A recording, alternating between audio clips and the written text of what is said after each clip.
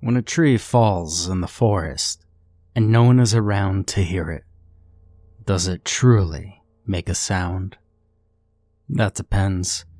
In just about every city and town and country and forest, that answer would be no. However, as expectations go, in the town of Aspenville, that answer would be a yes. Oh, Aspenville, a town that truly lived up to its name, home to one of the world's oldest and largest aspen trees, though it's less of a tree and more of a forest made up of genetically identical clones. A forest consisting of one tree. This forest from which the quaint little town derives its name borders practically the entire thing, meaning that if one were to look outside the window of any residential home in Aspenville, they'd see but a wall, a tree line that would stretch for as far as the eye can see. Truly a remote hideaway nestled snugly near the southernmost region of Alaska. After the snow thawed and the April showers brought about the May flowers, those same May flowers brought forth a pilgrim. Not much of one, however, as the trek could be called less of a pilgrimage and more of a brief business vacation. You see, as unremarkable as Aspenville seemed to the outside world, some savvy, in-the-know individuals realized that the town was perpetually bathed in bright sunlight, 24 hours a day and 7 days a week, unlike some of its bordering regions whose harsh winters brought along only the bleakest of weather. Alan, call me Al, Paring was one such individual who, through deep pockets and deeper connections, knew all about Aspenville's little secret. To a wannabe businessman like Al, a place like Aspenville wasn't just a town, it was an opportunity. Imagine it, the economic ramifications of urbanizing such a place alone called for Al's attention, not to mention the job opportunities the daylight-soaked night shifts, rapid agricultural growth, and the like. The town was stuck in the past, and just like its shadows that wouldn't fade, it was clear what Al needed to do with the worn-out town. Bulldoze it, start anew, and reclaim Aspenville as a magnet for the renewal in southern Alaska. Just as soon as that name changed, because Aspenville would have to go. Too hokey and outdated. Maybe Paring Squaw. No, wait. Paring Corners. Al daydreamed, his car rolling up to the city limit. He rolled down the window and sighed the crisp air, facing the entrance sign. Welcome to Aspenville, it read, and beneath it, population. Well, there was no population. There might have been a number there at one point, but the sun took to that, smudging out any semblance of stenciled figure, now completely sun-bleached along with the rest of the off-white sign. It was typical of these tiny towns to neglect the welcome signs that were already outdated, mind you. And it wasn't like there was anybody that needed welcoming anyways. But that would soon change, Al thought. The car drove through the thicket of dense aspen trees, but outlined against the harsh sun that peered through them, until it reached a clearing of tall grass. And, housed in the middle of that clearing, was the town of Aspenville. It was even smaller than he imagined, only about a dozen or so buildings packed around a tiny town square. It was a twee and scenic view, like something out of a Courier and Ives print. An owl's hoot snapped him from his gaze as he realized why he was there, and looked over at his watch as his hand gripped the steering wheel. It was nearly 11, yet the twilight above was brighter than the afternoon sun. He swelled up a deep, refreshing breath and smiled, letting the sunlight dance upon his face from through the opened window, as he realized that he already loved Aspenville, and he just had to have it. Stepping into the town's only motel with a handful of his necessities for the short trip, Al approached the front desk within a small office, occupied by an older woman that greeted him as soon as the bell dinged against the door. He watched as she watched him, smiling and nodding politely as she did. "Good evening," she said through a wide grin, unmoving in her tall chair. "Welcome to the Sunset Motel." Al chuckled as he laid down his bag. "Well, not much of a sunset here," he said. "Yes, well," she nodded. "This place is the closest thing to it. Should you need to rest your head." He nodded as he looked around the place, colorful yet earthy. It must have been the dimmest sight within the entire city, and even it was still bright as day. The light that cast onto the woman's pale and wrinkled skin showcased those dark bags under her eyes, far more numerous than the single one that Al brought along with him. "I take it you don't have a reservation?" she asked, likely as a formality, looking up at Al. He shook his head. "Didn't know I needed one." He smiled, looking about the place. "We're actually completely vacant," she grinned. "So, please, take your pick." She lifted her hand in reference to the keys that swung silently against the wall, coated in layers of decorative foliage. Al pressed the key marked number 1 into the corresponding lock and pushed it open, an escaping scent of mildew puffing out into the hallway. He turned back to face the woman, still seated behind her desk, as he asked for an air freshener. "Oh, we don't have those here, sir." What motel didn't? Trying to sleep while sunbeams poured into the motel room was nearly impossible, but somehow Al managed to squeeze in a solid half hour on the rickety bed. The blinds did their best to hold back the rays, thanks in part to the greenery that grasped the sunlight along the frosty glass. But it was the psychological implications that kept Al awake, not to mention everything on his mind. And the smell. The following morning was an odd blend of sunshine and rain clouds, not dark enough to nap, and not bright enough to truly wake. The plucky taps across the foggy glass window turned into heavy thuds of rain droplets that rattled the motel, and maybe the entire town of Aspenville too. Al went to open the blinds at around 8 in the morning when he noticed an unusual sight. An old man tipping to and fro in a rocking chair atop an old and wooden porch, all the while the rain bombarding him from above, his clothes clinging to his frail and aging form. Yet he seemed not to notice nor mind, as if he were completely dry and dandy.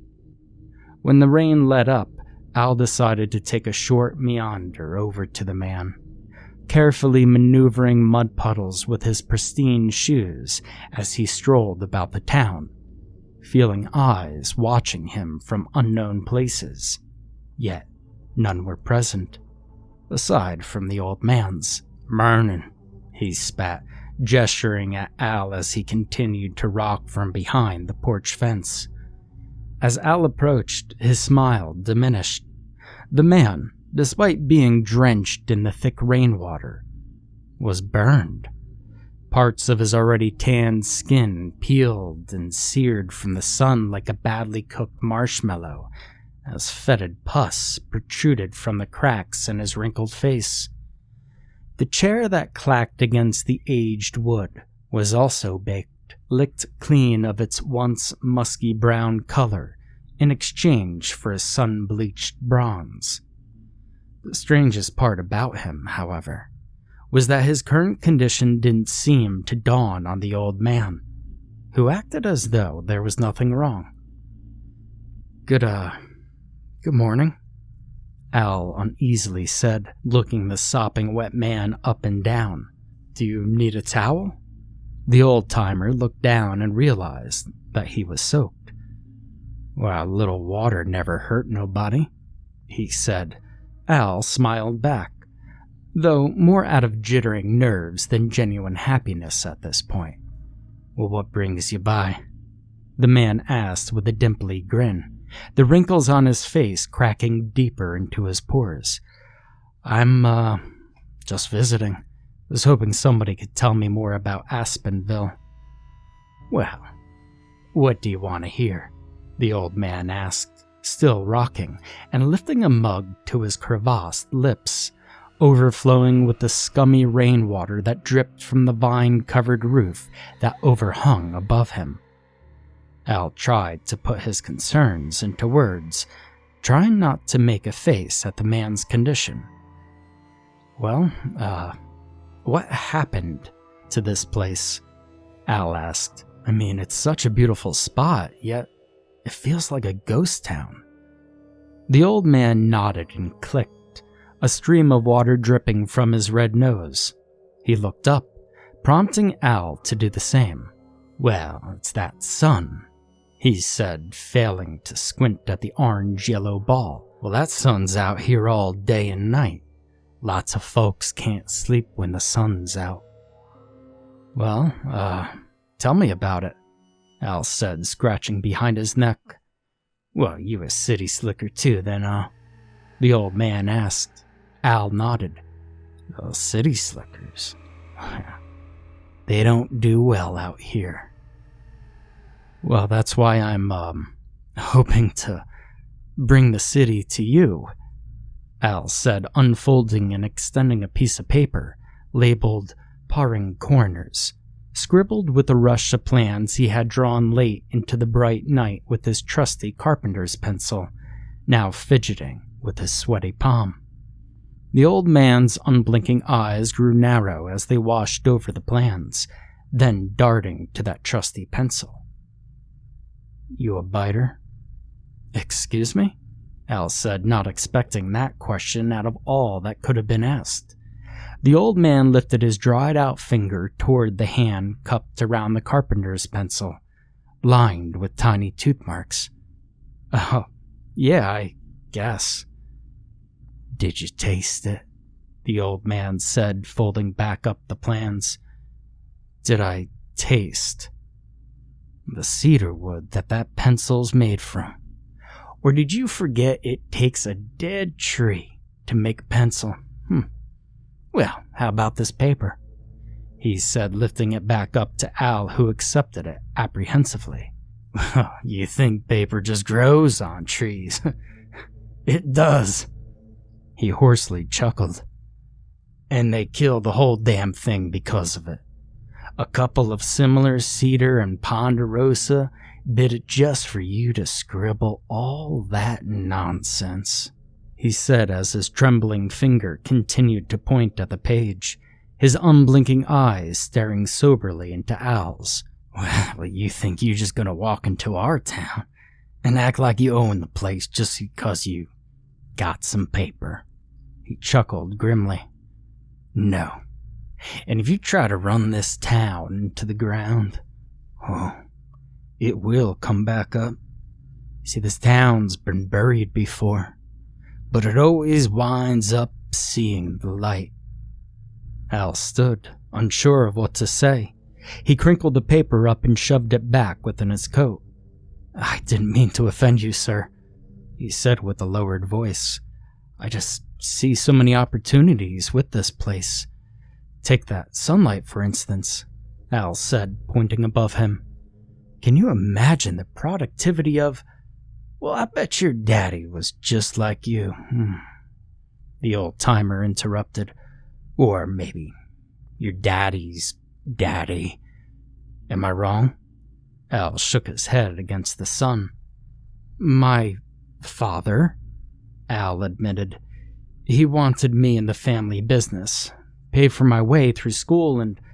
Well, so it started with your daddy. And his daddy before him. The man clicked. You see, this town's got a long history of men trying to claim it. The old man droned. Our roots go back to the Atna tribe. It ain't nothing changed since their blood soaked these grounds. For a town that hasn't known night, it's sure seen some dark days. Well, that's terrible, Al sighed. Wait, Atna, he thought. How about Atna amenities? After the old man excused him, preceded by a rant and a nod, Al decided to survey more of the town, which involved briskly snooping each and every nook and cranny as the pathways aligned with crunchy leaves snapped beneath those dressy shoes of his. All the while, the man's rickety rocking chair cradled his frail body back and forth. The sound reverberated throughout the small town, and aside from those creaks and clacks, the occasional bird's coo, and the crunching of leaves, the desolate town harbored an aura of tranquility. Yet, if tranquility implied peace, then no such tranquility existed in Aspenville, for it was a town with roots that were soaked in blood, and it knew no such peace. Al felt it, this stillness devoid of all peace. If this town were to be built up, it would restart from the ground, as its very foundations reeked of the mildew that covered its dilapidated houses. I mean, who would want to live here? Al said to himself, chomping down on his pencil as he sketched beneath the tall aspen, overseeing the entire town as the rain clouds faded into the sun. He hadn't eaten lunch yet, and through his acute observations of the town's offerings, it appeared that no restaurant or diner, or any food for that matter, was in sight. Not that he had an appetite to begin with, aside from his craving for sketches and measurements. For such a beautiful place, there was much work to be done. He'd start in the summer, and within 5 years the remnants of Aspenville would be buried, and no one would miss it, aside from, perhaps, the old man and whoever else managed to survive in such a place. "What were you doing out there?" the woman statically sitting on the lush park bench said to stop him, just as he was turning the corner to head back to the motel. The sun would have been going down at this hour, but here, it wasn't going anywhere. The woman, one of these such survivors that managed to thrive in such a remote place, was frail and deeply tanned like the old man, with clothes that were aerated and pale and lined with tiny strands of clutched-on ivy. "Pardon?" he asked, hearing exactly what the woman had said on the quiet street, but hoping she'd drop the conversation entirely. The woman repeated her question, as it seemed in a lot of these quaint little towns, one person's business was everyone else's. He wasn't shy to show her his plans, much like he did with the old man, and, just like that man, the woman displayed great opposition. "Didn't I tell you, this'll never work?" The blank-eyed woman stared. Al furrowed his brows in the harsh sun. "I've never met you before, ma'am," he said, frustratingly demanding the page back. She handed it to him, but not before a warning parted her lips. "I told you, folks like you don't do well out here. Now, you just travel on home, and you leave us alone." That wasn't such a bad idea. The walk back to the motel only reaffirmed his current mindset. The vines and weeds that grew and overgrew into and onto the neighboring buildings, the moss that coated much of the narrow path, the barren and claustrophobic feel of such a beautiful oasis. It all needed to go. Through hazy windows and vine-covered glass doors, the eyes of the townsfolk pierced into Al's, driving him past the motel and into the adjacent drugstore. If he was driving home in the morning, then a good night's sleep was the least he could accomplish. "Hi, welcome in." A sing-song voice rang across the cramped pharmacy. A woman, nestled behind the counter, beamed brightly over to Al. At least, someone was chipper in such a bright yet gloomy community. "Hi," Al said. "I'm just looking for some sleeping pills. Melatonin if you have it." "Can't face the sunshine, huh, dear?" the woman asked. "No, not at 3 a.m, I suppose." The woman reached beneath the counter and scooted a bottle of tiny capsules towards Al. "Yeah, we get that a lot. The sun likes to mess with people's sleep cycles around here. Not too bad once you figure out how to deal with it." "Have you?" Al asked. The woman nodded, gesturing down at the tiny bottle wedged between his fingers. "Oh, yeah. Well, how much do I owe you?" "Keep it," the woman said plainly. "Your paper's no good here." Al was taken aback, unsure of what to do with the wallet that found its way into his hand. He nodded a polite and silent thank you, and left without another word. Now it should have been dark outside by this point, but the sun never set in Aspenville, a fact that was all too apparent by Al at this point, only a day into his 3-day vacation that he already decided to cut short. He'd be back, no doubt, but next time with the permits and law on his side. As he was about to check into his last night at the Sunset Motel, a familiar noise caught his attention. The clicking of a squeaking rocker. The old man. He was still perched in his chair, overseeing the street that led up to the motel. Al tried his best to walk along in ignorance, but he couldn't shake the old man's eyes that were glued onto him from across the way. He stopped and turned, making eye contact with the still and unspoken man. He smiled over to Al, but Al couldn't do the same. He was too busy following the vine, a tendril that lined the old man's roof, dangled from the fence line, and trailed up to his rocking chair along the wooden porch. The thin and barely visible green and brown sprout coiled around the bottom of the swaying chair, beelining up and straight into the back of the old man's head. He could see it clearly from this angle, a direction he hadn't before. The old man noticed his gaze and lowered his expression as Al booked it sharply into the motel. He couldn't sleep that night, and not even 4 of the tiny capsules bothered to help calm his restless mind or settle his churning stomach.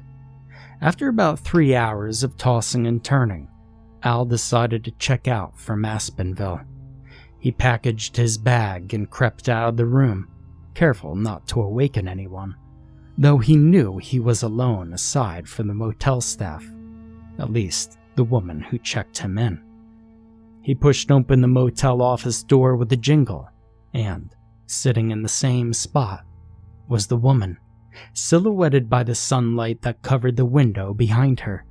She was wearing the same clothes as before, and donned a similar smile.